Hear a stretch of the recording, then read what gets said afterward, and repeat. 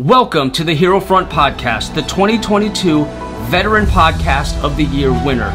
I'm your host, Josh White, and I talk with heroes around the world to inspire, educate, and to remind you that you are not alone.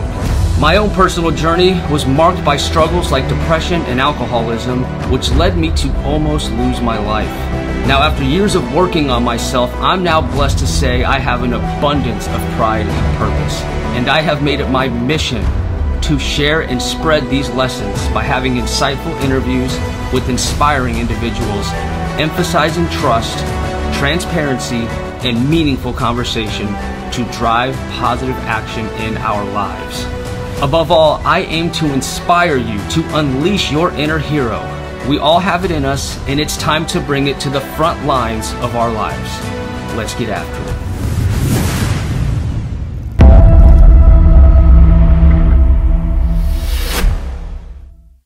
What's up, everyone? Josh White here, and we have such a great episode coming. It's been a long time in the making. It's Brandi Benson. Now, she's basically a hero of mine, an incredible person, and she made like a 4 or 5 hour drive just to meet me at Black Rifle, to have a book signing, and to have our interview. And I have to say, it was very special. Brandi Benson's courageous battle against Ewing Sarcoma and her transformed outlook on life's possibilities. So let me introduce you to this hero, Brandi Benson. Okay, her incredible journey will touch your heart and ignite yours, because Brandi's story is a testament to the indomitable power of the human will. From her unwavering dedication as a veteran and author to battle against Ewing Sarcoma, join us as Brandi takes us on a transformative voyage through the highs and lows of her life, revealing how adversity can be the catalyst for profound personal growth.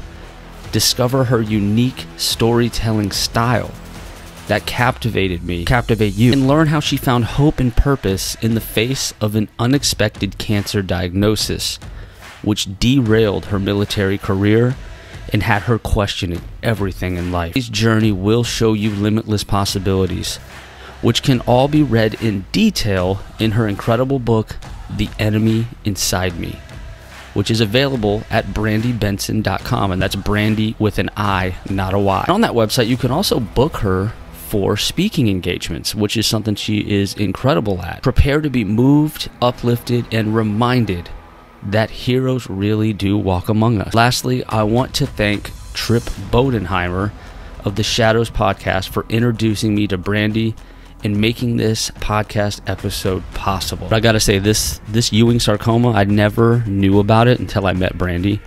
She had it in her thigh. A massive piece of her leg has been removed, and she's been all about health and wellness ever since then, because she just has educated herself so much on how people get cancer, and it's found in food coloring and hormones. It's found in so many things. It's pretty alarming. The survival rate of Ewing Sarcoma, especially one that size that she had, is slim and none. Is that how they say it? It was slim and none. I mean, very little room for survival, very little hope. She talks about how the other cancer patients in her part of her hospital were all starting to pass away, you know, and it came down to just her, and I think it was just her at one point. I think every person that she knew in that section of the hospital had all passed away.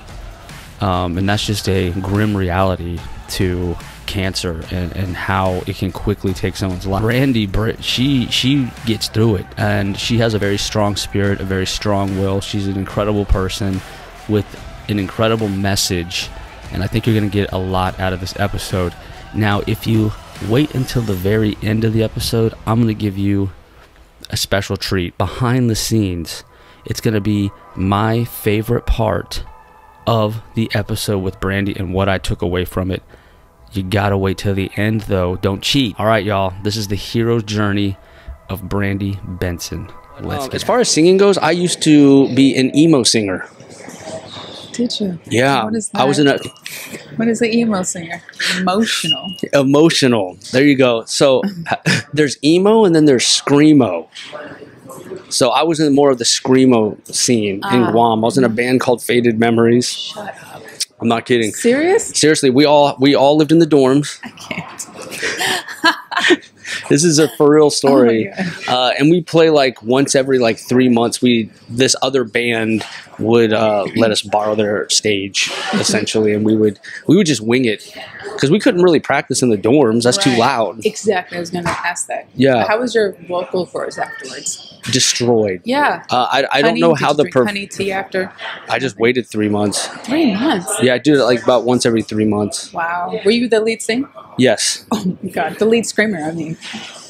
I shared that with another guitar player, so I didn't do it the whole time. But there were certain songs where I did just do it, and yeah, I couldn't talk. I'd lose my voice. So like the people that do it, day in and day out, I think they have a technique to it. Yeah. Not just screaming. I think you have to sing from your diaphragm. Yeah, they're doing or strength from something. the diaphragm versus the throat. Absolutely. I don't know. I'm not a singer. Well, Brandi, I just got to say, sitting across from you, and then just being a part of your journey, like knowing your book, hearing you on all my friends' podcasts, and just the incredible story that you have is so inspiring.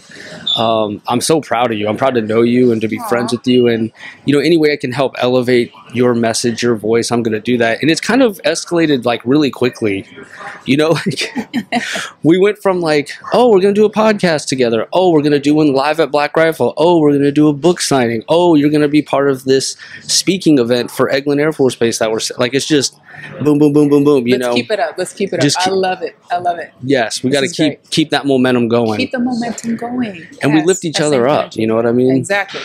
Like there could be a time where I need your help with something and you'll be like, hey man, this guy, we did the podcast, he helped with this, that, and I may need your help one day. And I think that's the beauty of it, is that like we're so trained to think that giving something away is losing something.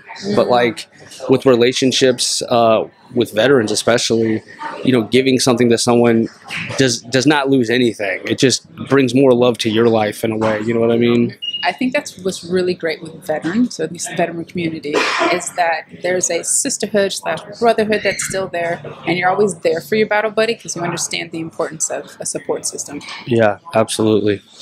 And Brandi, you're not only a speaker, you're an author, you're an Army veteran. You lived in Hawaii, like you just have like this most interesting life ever. But before we get into all that, I usually come up with 3 random questions. Oh no. Yeah. And I told you I had ADD. Oh jeez. So did I plan these questions? No. Am I going to just think of them on the spot? Yes. Okay. All right. So the first question that I would like to ask is, you wrote the book, The Enemy Inside Me. Yes. Right here. And of course, your boy's got a signed copy. Yes. And so you're an author. Obviously, you're really good at writing. I believe you went to school for writing. I did. Yes, that was really cool too. The book's amazing. Very well written. Thank you. What book do you read? Which one like jumps out at you that inspired you? Is there any book that stands out? When I wrote that book? Sure. Okay, so I wrote this. It originally started out as journals, and it was to my nephew because I was given a year to live and they thought I was going to pass away.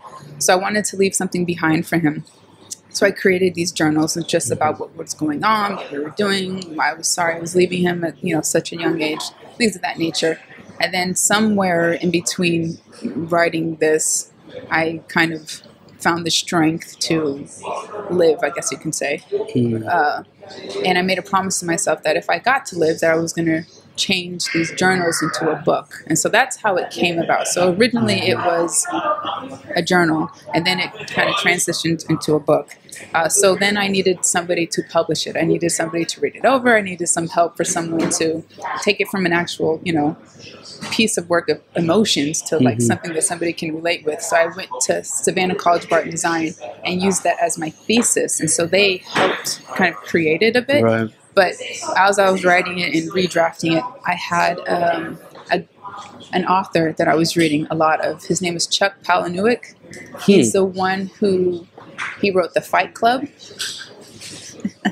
That guy? Yeah. So wow. So his writing it's fiction, but it's really detailed and very graphic. And I wanted to bring those elements out in my story. So and you did that. Motivation you did that. You would talk about like the environment, what you were feeling, what it looked like, smelled like, what it reminded you of.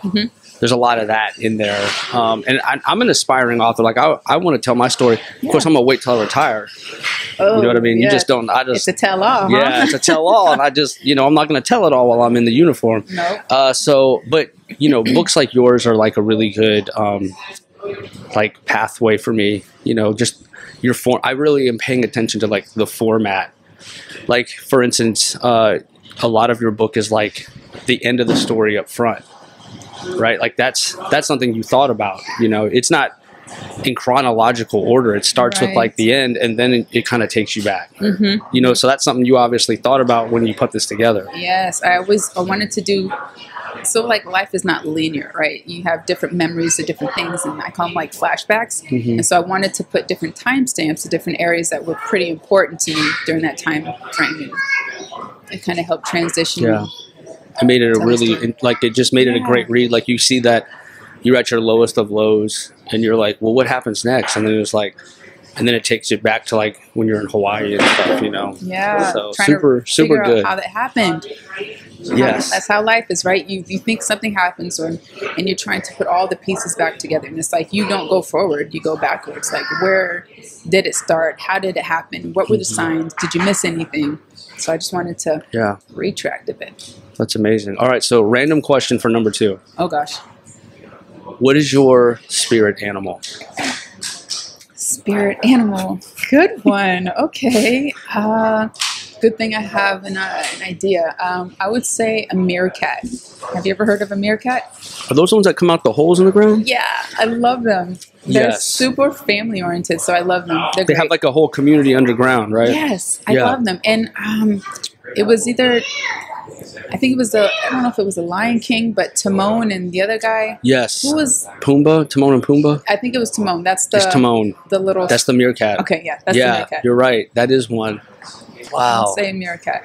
And so that's your spirit animal because they're so family oriented, and as are you. Yeah, and they're very loyal to their family, and they're just really agile, and they're really intelligent animals. So they're also very curious, and I know that. They are. Yeah, I know they that. Smack the snakes and stuff and do crazy stuff, but right. It's life. It's life. It's life. Sometimes you gotta stand up for yourself. Exactly. So how I know they're curious and why I think they're also adorable is because when I was in Phoenix, I had a GoPro that was attached to a pole called a Go pole. And so I was able to put that camera down into where they live, into their habitat. Now, would they have gotten mad at me? Yes. I wasn't going to touch them with it or anything. I just want to film them up close. But they all came out. They're like, because there's a flashing red light. And they loved it. They wanted that camera. They're like, who is in our house? So what is that? Yeah, so I got the coolest clips because they're like got the whole family out and they're just following me around. Oh. And I was like, oh my God, these animals are amazing. They are. They're really cute. Yeah, so I think that's a perfect answer. Thank you. All right, third question. Now, I know, how long were you in the Army for in total? Almost 5 years. Oh, wow, I thought it was shorter than that. So all that happened in 5 years. Okay. Okay, so out of that 5 years, what would you say your proudest Army moment was? Where like you were just proud to, it was a moment where you felt proud in the uniform. Gosh, a proud moment. Signing up to be in the military was a really proud moment for myself. So I joined the military because I had like a pretty rough time growing up for the last 2 years, we'll say, of high school. My stepdad ended up leaving us, so we were kind of like abandoned. Financially, things were just really rough. So I ended up joining the military because I felt like they were like an ally. That's another whole reason of that. I don't know if we want to get into that, if we have time, not sure, but so I saw them as an ally. And so the whole reason of me joining was to give back to this organization that basically saved my family's life. So that was a really proud moment of kind of fulfilling my moral obligation to the military. So signing up, going and doing my duty was a proud moment for myself. Yeah, and so I think it was your stepdad that was serving? Serving, no. No? Why were you in Hawaii? He was from Hawaii. He was from Hawaii. Okay. So we were there. He was from Hawaii. I went to high school there. I went to a little bit of college there as well. Is that also the same place where you guys had like MREs like donated to you? Yeah. So it's in the book. Yes. That's the same time? That's the exact same place. Life was hard. Right. We didn't have any food. The cupboards were bare. Lights were getting turned off. It was just really, really, really hard. And then I had a friend who had her dad was in the military. And so he showed up with all these MREs, hundreds of boxes. And I remember us just like all gathered around. Our bellies are full. The dogs are happy. They're eating.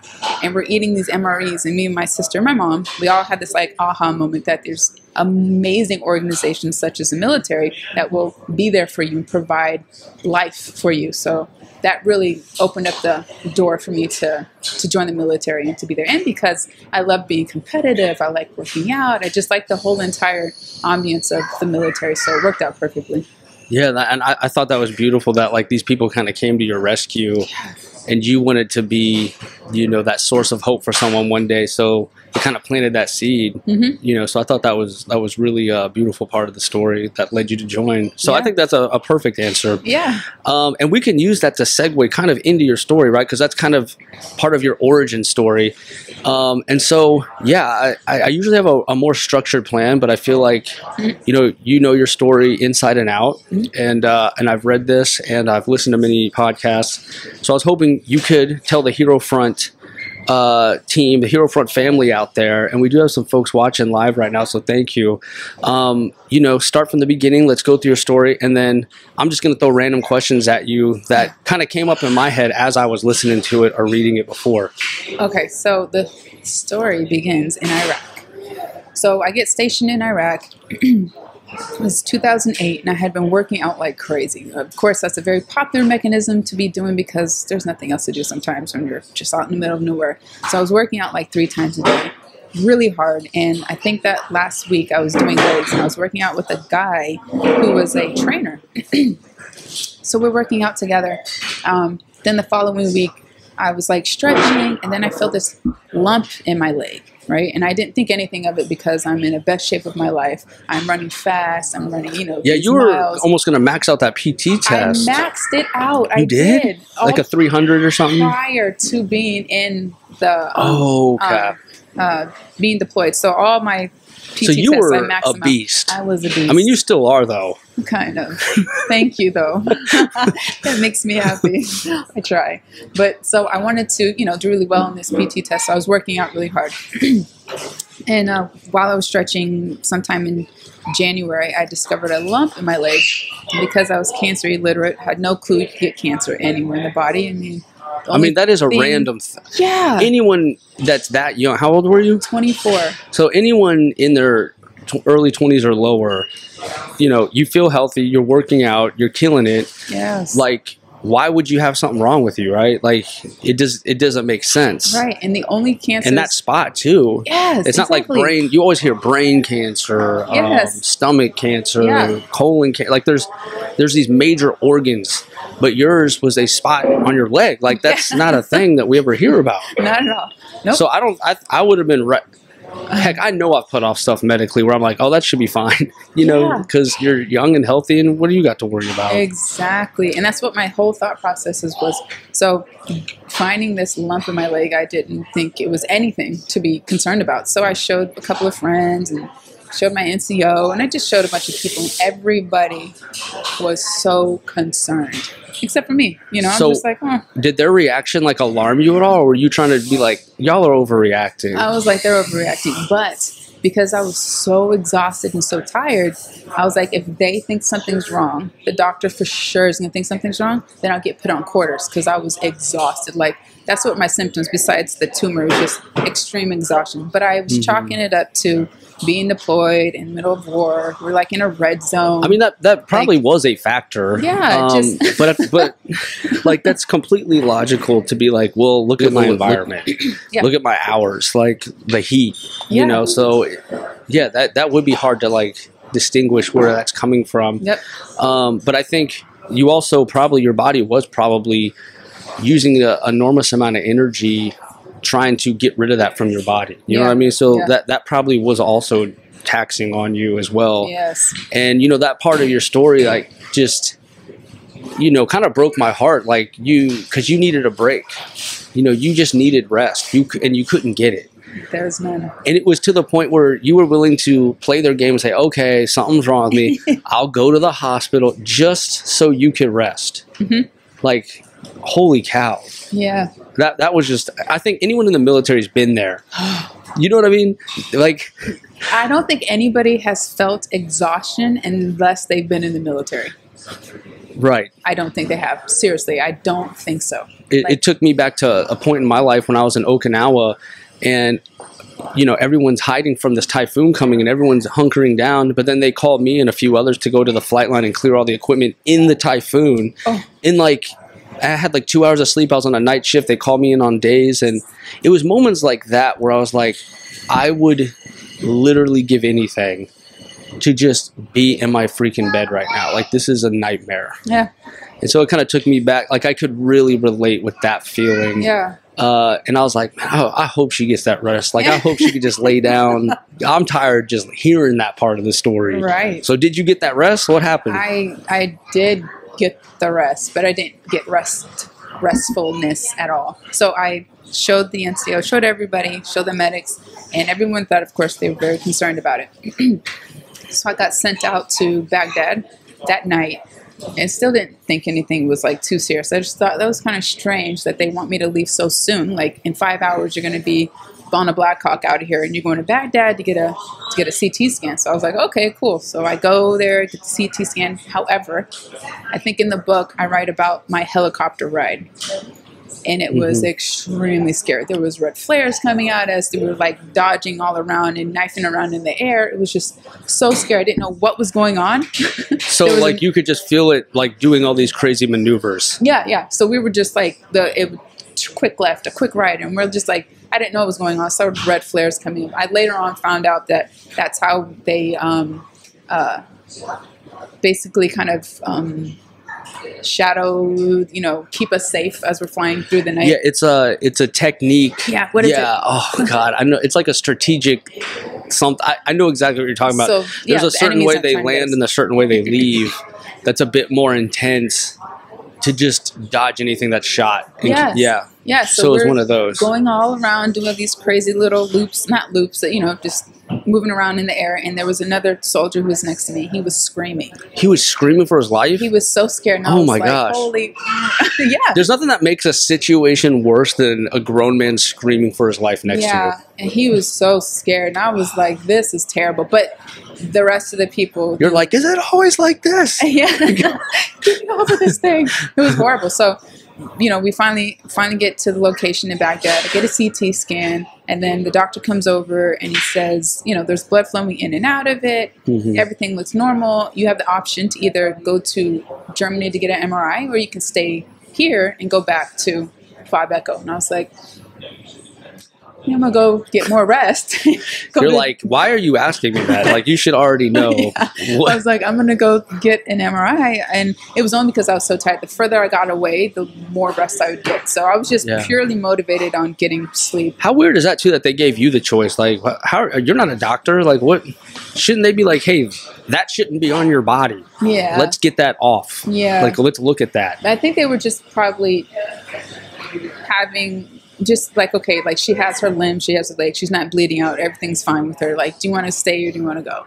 So you think they were just desensitized by the amount of injuries they were seeing? I think so, because if you would come back to America and someone would show you this lump on their leg, they'd be like, well, you need to get that checked out right now, and we're taking care of you. You know, we're not going to give you, we're going to give you an option, but we're not going to give you an option. Like, this is what we think you should do. This is what we think it might be.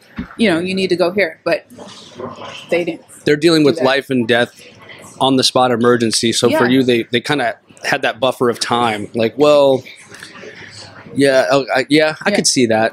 Yeah, which that's kind of sad in itself too, in a way. It is, because if I would have went back, definitely would have died, for sure. Oh my God! Because the cancer was huge. It spreads to your lungs, to your spinal cord, to your brainstem. Like those are really big, important places in the body. Thank God you I was tired. Thank God you were tired, I guess. Yeah. Yeah, thank God. I'm very thankful that, you took care of yourself. Me too. I'm really happy that I listened to my body. And that's always really important too. Listening to yourself and not always trying to, macho it out. If something's not feeling right, you should say something and get rest if that's what it is. 100%. Yeah. So you already got moved once. Now you're going to get moved again? Yeah. So then I go to Germany. I get to Germany.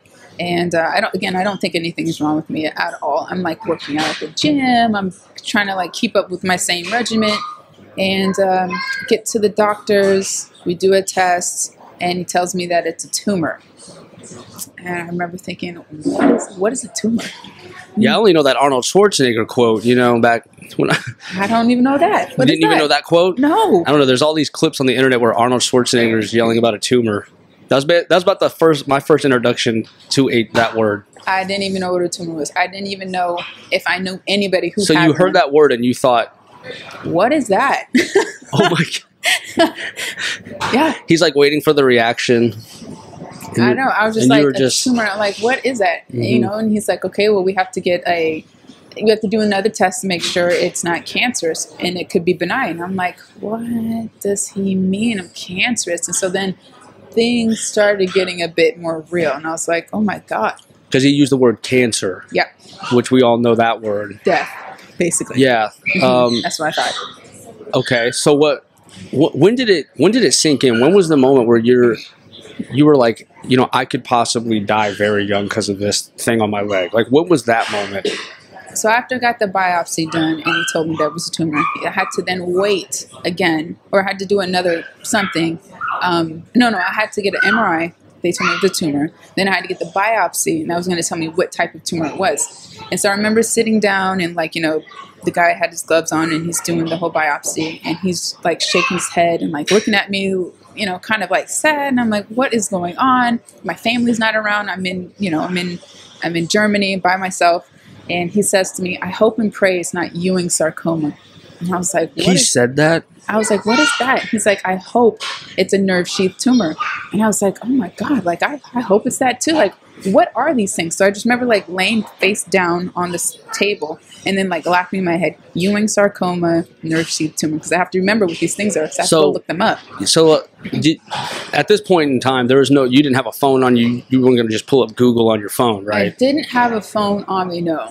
Right. Because what year was this? This was 2009, but we didn't have any phones. Yeah, because you were I was in the deployed. Middle East. Yeah. So it's like, you had to rely on your memory to try to look that up later when you're at an actual like computer setup somewhere. Mm-hmm. Wow. And so then I go back and I type in Ewing sarcoma and I type in nerve sheath tumor. And then that's when I find out that it's cancer because they're both cancers. And I'm like, holy shit.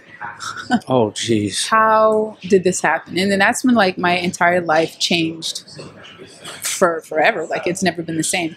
I can remember it like it was yesterday. Like everything changed. My whole outlook on life. It's just something, that you'll always remember. The day that your life definitely changes for sure.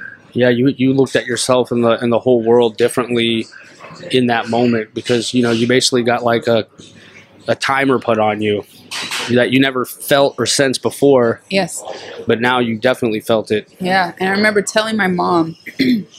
So my mom and I were in like constant communication the entire time. And I remember talking to her and like, her telling her that it's cancer. I remember her screaming on the phone. It was so sad. She was screaming on the phone and she was like, listen, Brandi, everything's going to be okay. Like, I'm coming down there to be with you. I'm going to come take care of you.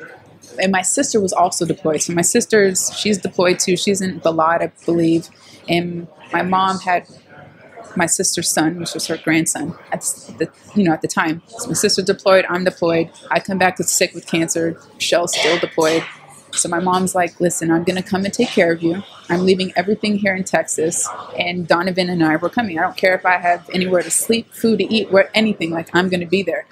And I was like, okay, like my mom's going to be there. Everything's going to be okay. And I remember getting up from the table and just like crying profusely and thinking, wow, this is it. This is what's going to happen.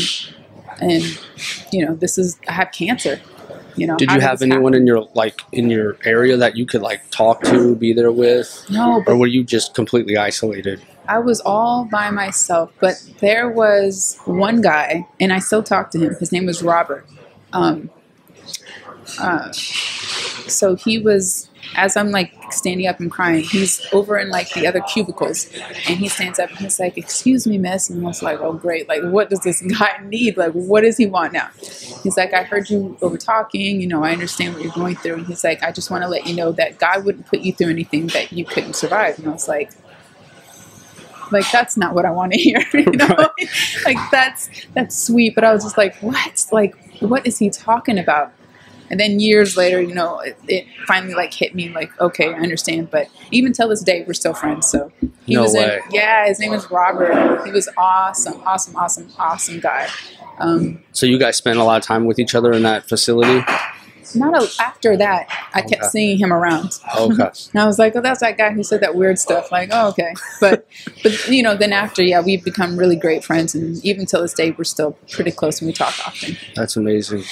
So this type of cancer, the Ewing sarcoma, is, you know, I was never aware of it until, you know, I learned about you. Mm-hmm. So why don't you tell us a little bit about like what the survival rate of that is and kind of what that looks like? Yeah, so the survival rate is pretty low because it's really aggressive.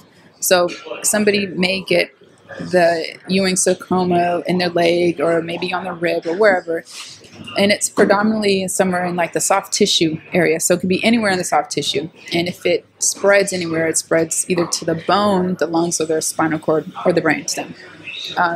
So the survival rate's not very high. It reoccurs all the time. It comes back. I have a lot of friends that will have Ewing sarcoma, and I'm just like, oh, you know, because the return rate of it coming back is so high.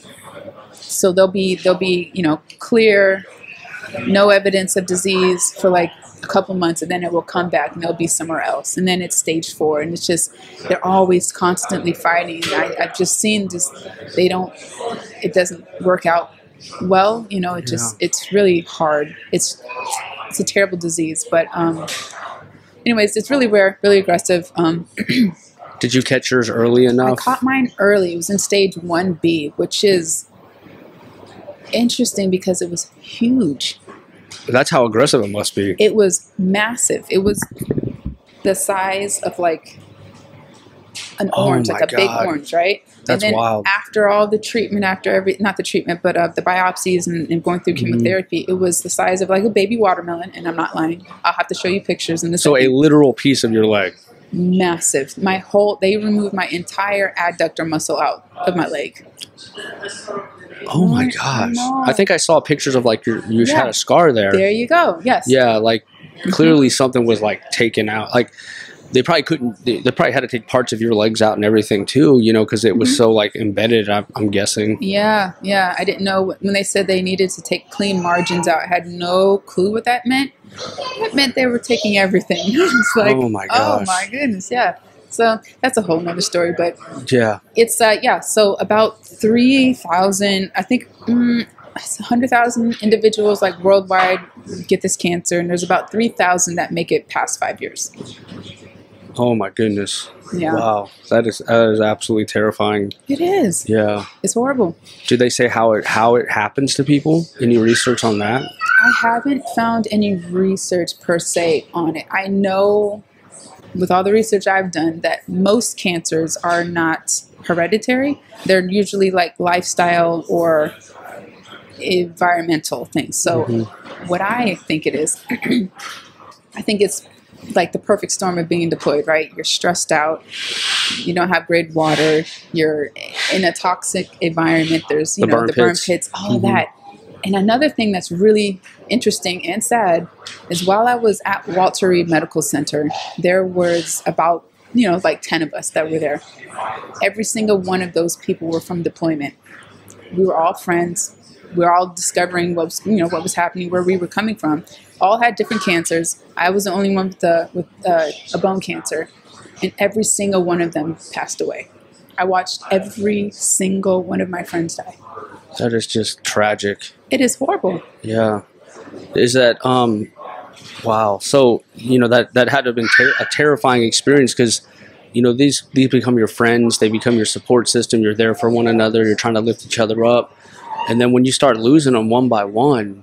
And you're waiting like, when is it my time? Like I could imagine it'd be nearly impossible to stay positive because like that's a horrible thing that just kept happening, over and over again. Mm-hmm. And then it's people are they're just so it's normal for them to they kind of like the doctors go back to how life for them. It's just kind of not as empathetic as I guess as you would like it to be, but I mean that's their mechanism of coping with things. So, but it was very hard. Like one minute I had a friend, her name was Sweet. She's in the very beginning of the book. We're talking and everything's okay and, we're friends. And remember, this is when I first got on the ward and I was getting my port put in my arm for chemotherapy to be distributed through my body. And I remember just like crying and being so scared and her coming over and being like, it's going to be okay. Everything's going to be fine. It's not that bad. Like, it's going to be all right. And then the next day she died. And I was like, what the Oh my God. What? Yes. That is. And the only way so we terrible. found out was because we had a nurse that came in and she was crying. And we're like, what's wrong with her? It was me and my mom and she's like cleaning up and she's sniffling and just not her normal happy self. And we're like, what's wrong? She's like, you didn't hear the commotion? I'm like, no, what happened? She's like, Sweet died last night. And we're like, what happened? She's like, she had cancer. Like, duh. Like, oh. Just treating it like, hey, that's why y'all are here. Yeah. Like, what do you think? Why we're just making you comfortable. Yeah. Yeah. Basically. Oh my gosh. I was like, oh my goodness. So they were just really hard to keep your mind positive and be optimistic about anything because there was so much death going around. And then there's, YouTube and Google and you just looking stuff up and, it was just really hard. Then the doctors really don't think you're going to make it because they've never seen a case of Ewing Sarcoma before. So they're just reading off of what they think is going to be happening to me. So it was hard, but I had a really strong support system, which was my mother. Your mom came through. My mom came through. She came through and she did a great job. And she really, really, really, really like put things back into perspective. And she remember her sitting me down on the table or on my bed. And she had put a sign up that said, do not enter unless you're feeding her, taking her vitals, or giving her medication. Because the doctors were constantly coming in and telling me. They're studying you. That's what they were doing. Yeah. And I had to on sign the flip these side, waivers. Yep. Like one part of it's treating you, but the other part of it's like, hey, what can we learn from this person's disease? Yep. Because even till this day, because I ended up reaching out to the surgeon who did the surgery in 2018. I was like, hey, I don't know if you remember me, blah, blah, blah. And he's like, of course I remember you. I've never had another case. And it's been like 13 years. You're probably in like a book of his. I might. Because they take all their research and they do case studies and they, so a lot of the stuff you sign is for future publications and things like that. Oh, probably. And I did sign some paperwork saying that I would allow them to have certain access but I mean, to that. If it does help, with, of course, we want to do our parts, but it is also when you're like the point of it makes sense, but when you're the person they're studying, you're like, what is going on here? You're the science project, basically. Yeah, like what? And they were coming in constantly. So my mom put a stop to all of that, right? Wow. Because it was you couldn't too much. rest. I couldn't rest. They were always coming in like so many different teams. It's groups of people. Yes, coming in and waking me up, and they need whatever it was from me. And they would check my vitals, and they'd always ask me if I was drinking alcohol. I think because my levels were super high with my liver. I have no clue, but it was the chemotherapy. But so my mom put a stop to all that. She put the sign up, and I remember her sitting me down on the bed and her giving me this like little pep talk that really changed everything. And she said, like, I know that the doctors don't believe in you. I know they think you're going to die, basically, but I think you have more in you. I know you can push harder. And she was like, there are miracles every single day. Why can't you be one of them?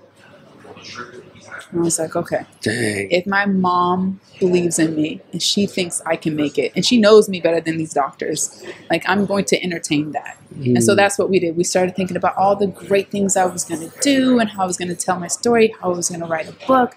We talked about the craziest stuff. Then it was crazy. It came true. But you started, it was like manifest destiny. Oh. You were, yes. like you were painting your future Exactly. Which led to you potentially healing quicker and making it a reality. Yes, and because we were more positive, optimistic about stuff, I started responding to the treatment better. The cancer started shrinking down. Like, there was science that was scientific, proven data that my thoughts, like me being more optimistic and positive, it was helping with the treatment and the cancer. So her being there for me and kind of shaking things up and putting me back to where I needed to be at is really why I'm here today.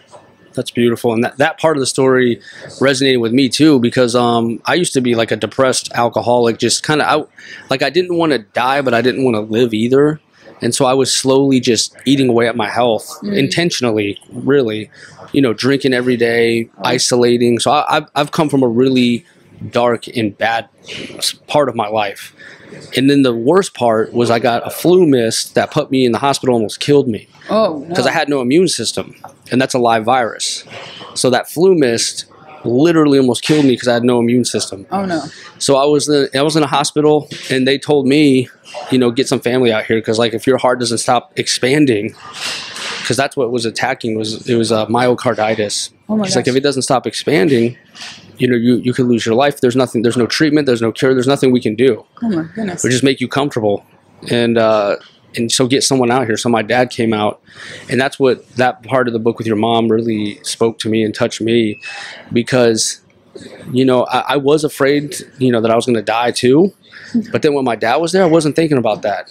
Like, yeah, I was just because think about it, I was away from my family for Guam, Japan. I had just been in the States when this happened to me. I just got back to the States when I was in the hospital. So to me, it was just a time I got to like bond and spend with my dad.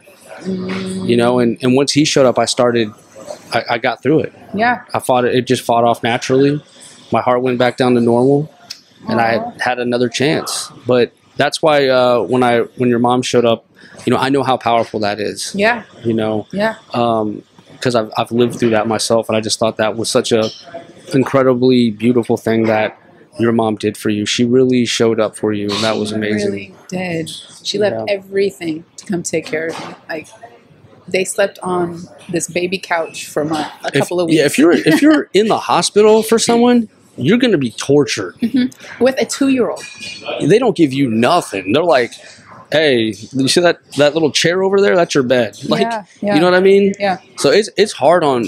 It takes a lot of work for someone to stay at your side, day in and day out. She did a great job. I never saw her break down, never saw her weak at any moment. She was so strong, and so I do different speaking engagements, and sometimes I bring up the message of like how important it is to have a support system too, but how these people who are providing the support, how they could be going through something such as how your father was going through something and taking care of you and his mental health and what was going on to him, and who do they go to?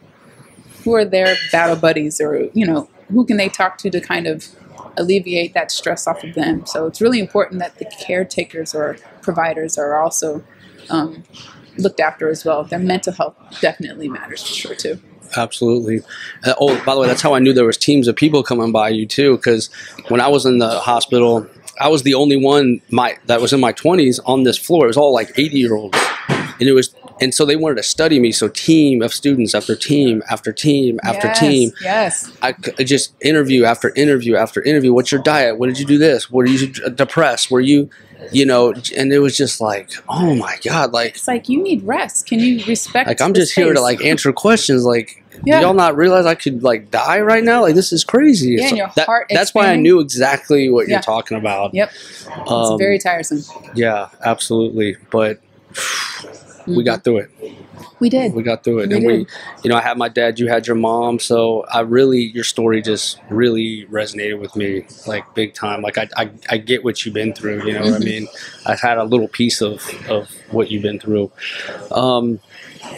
Okay. So yeah, what happens after that? Mom shows up. She's rescue. Blocking everyone off. She's encouraging you. You're painting your future, right? Now, instead of thinking you're going to die, you're thinking about living and how you're going to live. Yep. Right. She planted that seed.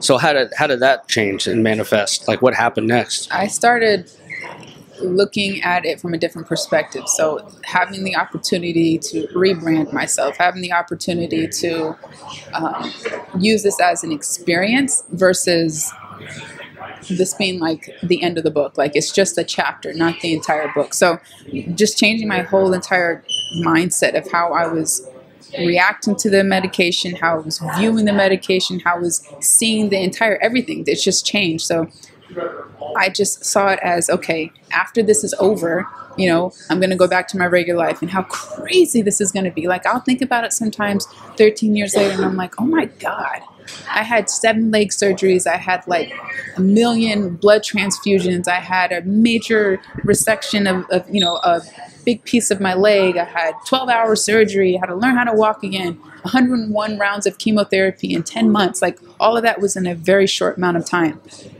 And I'm like, how the hell did I do that? How did that happen? You know, so it's crazy to think of it years later, you know, from a healthy perspective, you know, from the person I wanted to be back in the day, and just, you know, it manifested, it came true. But it's just shows how powerful we are if we truly believe in something. If you really, really want something, like it can happen. It can manifest, you can create it, you can have the life that you want. I mean, you're kind of living proof of that. I know. I mean, look at you. You got this book. I have a book. Like, I mean, that takes so much work. You have this beautiful story. You've taken this tragedy in your life and turned it into this like inspirational journey. And that thought was planted, you know, with your mom in the hospital, and you made all that actually come true. Yep. So like, I'm incredibly proud of you, for real. Like that is just absolutely amazing. Thank you. That you went from the lowest of lows, where the doctors even like, oh, we're just here to make you comfortable kind of mindset. You went from that to living your best life. Living my best life. And the things that I learned during that time frame was don't make any permanent decisions off of something that's temporary, right?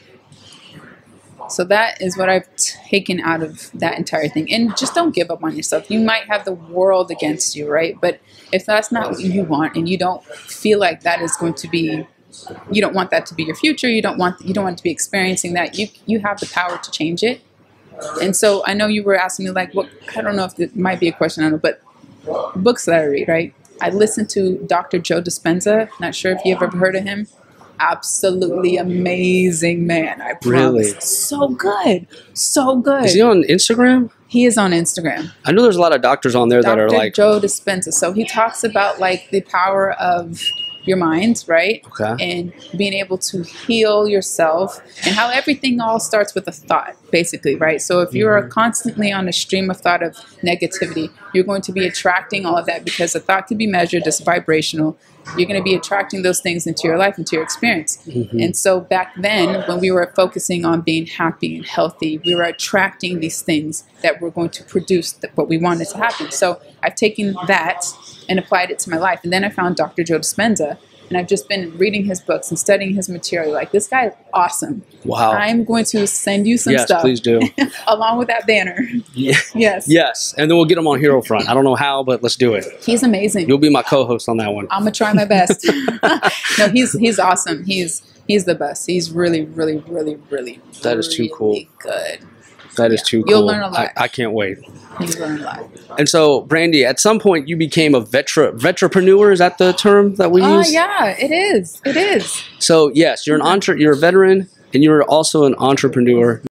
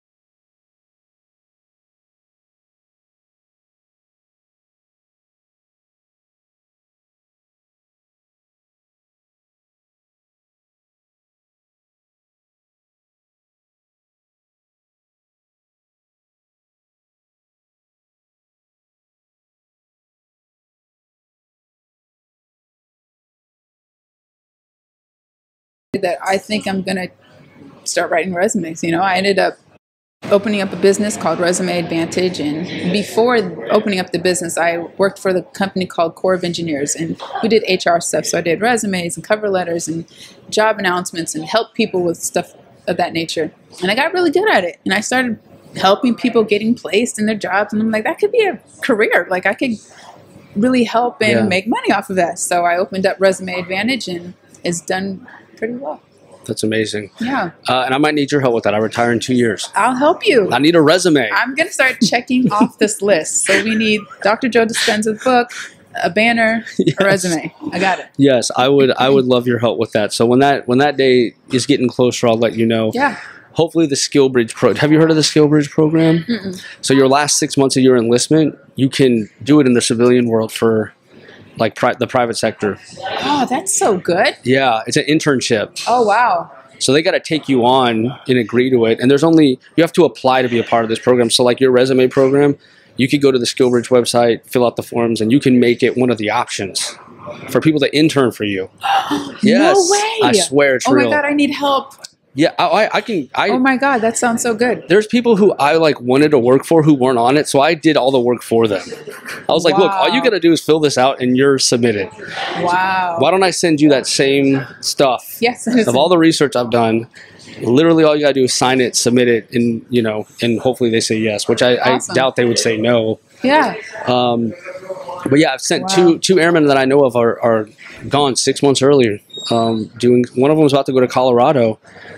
She has a degree in psychology. She's going to go help troubled youth. So she's getting out and going to do that. That's so good. Yeah, right after the holidays, she's out of here. So good. And I feel like it also too kind of bridges the gap, because when you're in the military, the ones that I see, the individuals I help, they always feel like their skills you can't transfer them over to like the civilian sector. But there's something that says, hey, we connect you over here. You can basically get this job. Like you don't have to worry. That would just provide so much more confidence in leaving the military, where you gave your life, literally put your life on the line, and them bringing you over to the civilian sector. 100%. Okay, so we got a little bit of time left. We got about 10, 15 minutes left. And there's a few things that I did kind of want your thoughts on. All right. What is it? So I get the impression that you didn't have the greatest treatment or experience in the Army. It's just the vibe that I get. And so, I've had at least one toxic leader at each assignment in my career, at least one. And they've all been different. They've all had a different toxic approach, if you would. And so I guess my question to you is, for the Brandi back then, like what tools would you have, like if you could just give her a message and encourage her, what would you say to her? And, what can leaders do better in today's military to not treat them like that or make them feel that way? That's a heavy question. It is a heavy question. Oh my gosh.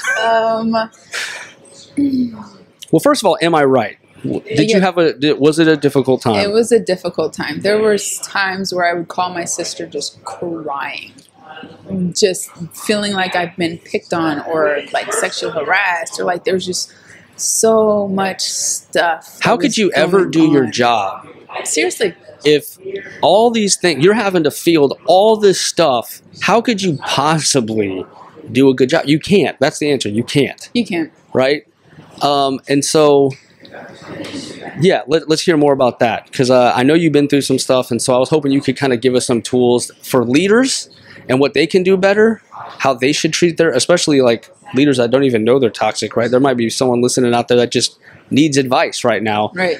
But then also, like, what would you tell someone going through it? Because, when you're going through it, you feel like it's the end of the world. It feels like your world is closing in on you, Yeah. You're just in this fight or flight constantly. Yeah, so from somebody who's going through it, I think it's really important that they have an outlet, somebody that they can talk to, and resources that they could either elevate escalate the situation and tell somebody they need to tell, and go up the proper chain of command or whatever that is, but just having somebody that they can talk to so they don't feel alone, and being vulnerable. That's really important. Just some people don't want, like, people were like sexually harassing me, right? And I didn't know how to how to really go about that, because it's pretty delicate, right? You don't want to make anybody upset because you know it's going to escalate, something bad's going to happen, and then you don't want it to you don't want to be a tattletale on somebody, right? So I would just laugh it off, but then it would get like really aggressive, and they were just like hounding me with this stuff. So I didn't have anybody to talk to. So then I just found myself like not going outside all the time, not doing certain things. So then I was changing. So I just think it's important that you're being really truthful with yourself and bringing it up to the correct people, even if you think that something could transpire from that. Nothing terrible, but it needs to be acknowledged. Right. We all have that fear of the unknown, right? Yeah, you don't know, but you have to speak up. Like, that's why we have the voice. So you need to use it for sure. Absolutely. And I've seen it, you know, this is toxic workplaces, sexual harassment. All these things are much more talked about today than it was back when we were, you know, new in the military. So it's, you know, it's been heartwarming for me. And I get to be a part of that change, right? Like, I get to make sure that people are heard, make sure people are taken care of. So I can tell you from someone that's still in all those years, it's going in that direction. Yeah, that's 100%. Really good. Yeah, really good, because it was, I don't know if I didn't feel like it was very safe back in the day. Things are changing, so that's good. But yeah. I think from a leader point of view, I think it's really important that they are also vulnerable with their juniors, or, you know, the enlisted, or whoever, their privates, and getting to know them and advocating for them and speaking up for them and getting to know your team. And like, you're only as strong as your weakest link. If somebody is slacking, you know, your team is not going to be coherent or 100%, you know, at its best. So getting to know them and asking them what's wrong and what you can do for them. I mean, that's why you're there anyways. You know, doing your job is making sure the entire machine is oiled and performing at its best. Absolutely. I think being vulnerable is such a strength, you know, when used correctly. You know, when I was coming up, you know, I saw the opposite of being vulnerable. I saw the tough guy act. I saw, I'm perfect. I have nothing wrong with me. You know, you're the problem. I saw a lot of that. And it just drives a wedge in the team. It does. You know, and then if everyone's struggling internally with something, and we see what success looks like, and we're not that because we're struggling and we think that they're not. Right. It just drives the wedge so far. Yes. And for so many years, I thought something was wrong with me, that I was the only one with these problems. I was the only one drinking and isolating and hating my life. Like, that's just me, you know. And so now I share those stories because if anyone's feeling that way, I don't want them to think that they're the only ones that feel that way. Right. That, yeah, I'm Master Sergeant White with a family now, but that wasn't always the case. Right. And I make that clear. Right. That was definitely not the case. Right. And they can look up to you as a role model, and you can provide a really great blueprint. Absolutely. I think, you know, it builds trust when you're vulnerable. And you know how they say trust is the foundation of every relationship? We've always heard that. It's almost like corny to say. It's true, though. But it's so true. Yeah. If I look at every toxic workplace situation, the one thing that I was definitely missing was trust. Oh, yes. They didn't have my back. So I constantly had my guard up, you know, and I know they didn't have my back. I know they wanted me to fail. So like when the trust is gone, the team is broken. Exactly. You know, and it's sad that there's some people out there leading where, you know, that's their style. That's just how they roll. And I feel like they thrive off of it. Like the leadership I had where I was at my last duty station, like it was horrible. It was so bad. So bad. And they were always picking on me or finding something wrong. Or I was, whatever it was, or they'd give me like the shittiest job to do. It's like, why are you guys doing this? And I would try to, you know, not talk back, but it's like some point it's like you have to stand up for yourself. It's like, why, you know? So then we'd have to go and we have to talk, and they'd like pull another individual to be there to be as a witness. I'm like, what? It's like, why is this like so dramatic? Just making a thing out of nothing. Everything. Just treating it like Game of Thrones. It's just horrible. Yeah, that's what I call them. Like, if our workplace feels like Game of Thrones, what are we doing? Right, but that's not everybody's experience. Like my sister has a very great experience in the military. I just so happened at my last duty station, it wasn't the best. Yeah. absolutely. And I do remember reading about that and hearing you talk about that on podcast too. So I definitely wanted to, bring that up in our conversation because I thought you'd have some good insight to that.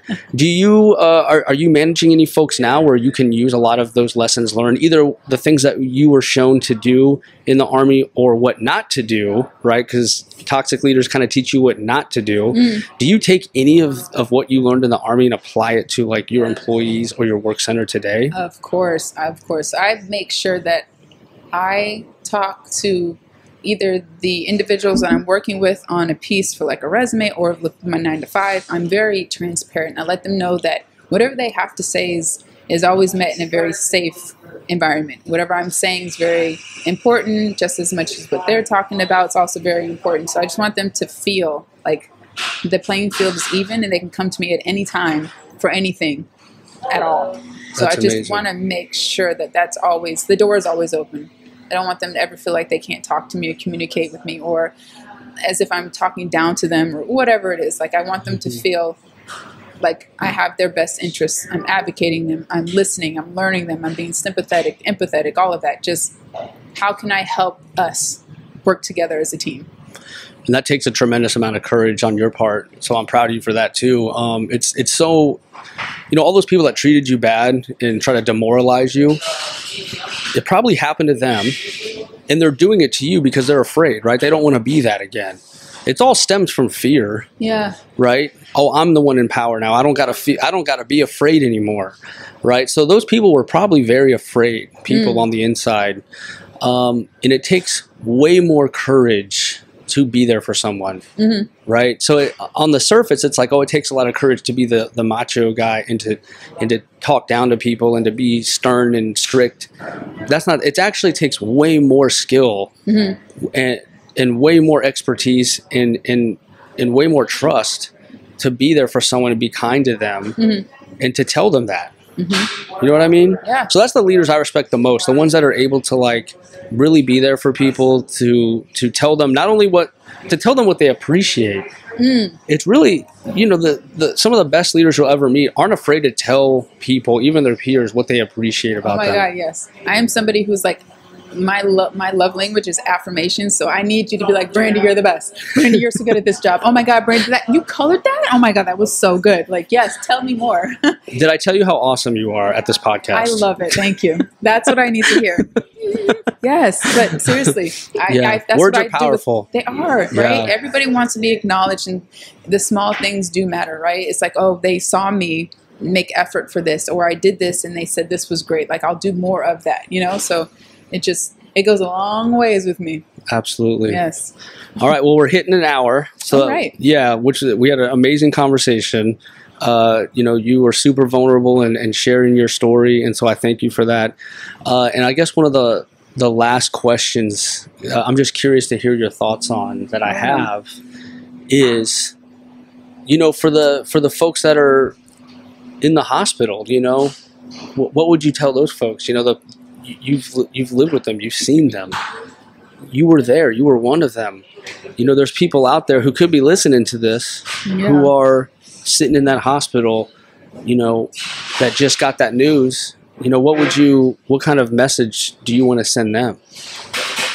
That they don't have to give up on themselves. That cancer is not always a death sentence, right? It's an opportunity to not only like reflect on life, of course, but you can rebrand yourself, right? There's going to be a second chance at life. There's going to be another opportunity for you to do whatever it is that you want to do. And I also think that's really important that when you're on, like I was, my deathbed, right? I was pleading with God. I was like, listen, God, this has to happen. Like, I swear that if this happens or whatever it is, like I'm pleading and like begging for my life. And I was like, if I'm able to live, like I'm going to do these things. I think it's so important that after you're out of the hospital, you're healed, you're better, your strength is up, that you abide by what you just put out to the universe. And you said you're going to do all these great things. You have to be a person of your word. So I think it's really important that you follow through with all the things that you pleaded with whomever, like you do that. That's I think that's so important. And I did everything I said, everything. You got your degree, you wrote this beautiful book. You started your own business. I mean, you really did all those things. And so if you want to leave the HeroFront family with any last words with like, you know, where are you going? You know what I'm saying? Like, we know all the amazing things you've done. Where am I going? But where's Brandi going? What's next for you? What's some of the final thoughts that you have? Final thoughts. You keep hitting me with all these great questions. My final things that I'm trying to do. Well, I know you're going to be a speaker. I'm doing that. Yeah. I want to do more of speaking engagements at military installations. So that's something I would love to do more of. So if you guys have any ideas, please reach out. Right here. Yeah. So I want to do more motivational speaking for sure. What else? I want to write another book because I feel like I'm at a totally different space now. And I don't know if it's going to be a self-help book or what it's going to be. I'm really thinking about that, but I want to do that. And I really want to present some sort of like profound research on cancer somehow. I don't know what, but I've been working with Hunter 7 Foundation. And so I'm trying to see if I can come up with some good research and present some stuff with Chelsea. I think that would be amazing. That would be amazing. Amazing, yes. Wow. I would love to do that. Just be amongst like all the oncologists and be like, hey, this is the data, this is the information according to these statistics, this is what we found. Yeah. What can you guys do with this? What information can you pull out of here, and some changes and policies you can include into the world? So I think that's where I'm headed. Yeah, just direction. making the world a better place. I'm trying my best. You are. You're like a beacon of hope for all of us, I feel like. I think that's so important. Yes. That's so important to have that outlook. Because there's so much adversity, but I think it's really important. So when I was going through the treatment in cancer, I was looking for somebody who had my type of cancer and was doing well at life. They were still active, they were still healthy, they had a life. I found nobody. There was nothing. Geez. Yeah. But then there wasn't social media how it is now. So now I try to be that. So if anybody has any type of sarcoma, I'm like, hey, like, look. Like if they're Google searching, you're hoping you pop up in those results. Yeah, they could say, oh, there's hope. There she is. There's someone that's been through it. That's like me. Yeah. Yep. Wow. So that's what I want to do. But yeah. That's good amazing. Questions. Yes. Good questions. Yes. Well, I listened to almost all your podcasts, so I was like, what's some new stuff I can just sprinkle in there? You know what I'm saying? And sprinkle you did. Yes, I did. We did a lot of that. A lot of it. But Brandi, I just want to tell you thank you so much for making the trip out here to Black Rifle, doing the book signing, doing the podcast with me, because, as soon as I stumbled across your page through Tripp Bodenheimer. Thank you for the introduction. Yes. And I really started researching what you're all about. I was just completely blown away by your story, but also like who you are today. I mean, you're getting after it in the gym. You're helping all sorts of people. Like, you've become this amazing beacon of hope for us. And I'm just so grateful that you're a part of our life. Like, truly. Thank you. Laying on those affirmations. I Yes. love it. I love it. If you like affirmations, I'm your best friend. Yes. Thank you. I appreciate it. And Yeah. I really do. I appreciate the acknowledgement, and the reason why I do is because of individuals such as yourself and others that are not doing so well. Awesome. Yeah. All right, everybody. That was the hero's journey of Brandi Benson.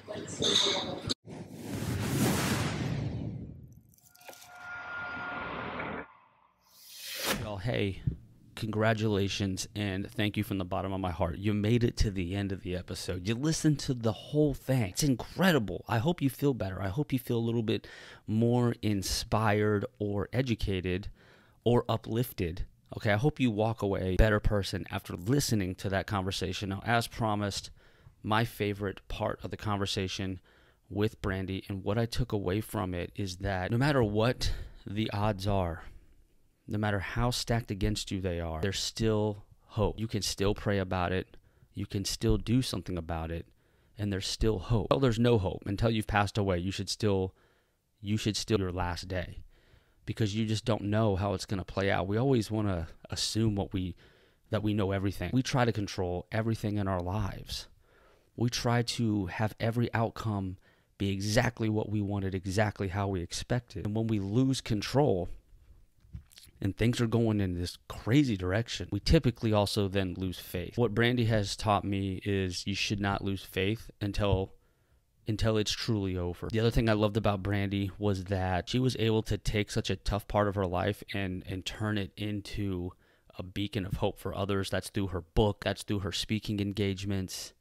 And I mean, just spending and doing podcasts and spending time with someone like me, making that long drive. I mean, what an incredibly amazing, nice thing she did to be on this podcast. So as an entrepreneur myself, or a vetrapreneur, whichever term you want to use, Brandi has really shown me how to leverage that. You know, she's kind of given me the blueprint on how I want to pursue this in my life. So I want to thank her for that too. And lastly, you know, one of my favorite things about Brandi is talking to her about ghosts, dude. I mean, we talked, the episode that we had was like an hour, but I swear we talked about ghosts for like 2 more hours after that. My haunted house, her haunted house. We really had that in common. The curiosity of we shared our experiences, and we just got such a kick out of that. And I think that's when we really connected, because it was like, you know, nothing was recording, no one was listening to us, and we could just say all this crazy stuff and judgment free. I gotta say, that was a really fun part of the conversation, and I do have to follow up with Brandi to really hear that whole story, because she had some wild stuff going on, let me tell you. At any rate, as promised, I told you what I loved about Brandi, what I took away from the conversation, and I just want to thank you for being a part of this journey, for being a part of this conversation. I truly feel that we can make the world a better place, transparent, vulnerable, and honest conversation at a time. I really do believe that. We did our part in that today, so thank you. Let's get after it. Get after your day. Go.